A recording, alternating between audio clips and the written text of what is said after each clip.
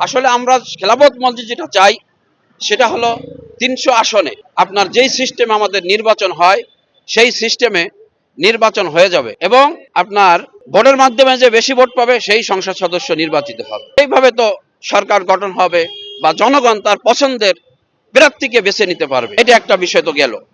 দ্বিতীয় নম্বর হলো যে আমাদের দেশে যে সকল রাজনৈতিক দল আছে তারা যে ভোট পায় সেই ভোটে অনেক সময় দেখা যায় যে তারা যেই পার্সেন্ট ভোট পেয়েছে তাদের প্রতিনিধি হয়তোবা ওই অনুপাতে পেয়ে গেছে বা কম পেয়ে গেছে।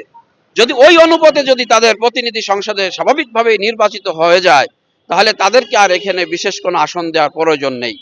যেই সমস্ত দল বা যেই সমস্ত সংগঠন তারা যে প্রাপ্তি ভোট পেয়েছে সেই ভোটের তুলনায় তাদের সংসদ সদস্য কম অথবা মোটেই পায় নাই, সেক্ষেত্রে তাদের পার্সেন্ট অনুযায়ী সংসদে সংরক্ষিত আসন হিসেবে তাদের প্রতিনিধি পাঠানোর ব্যবস্থা করতে হবে।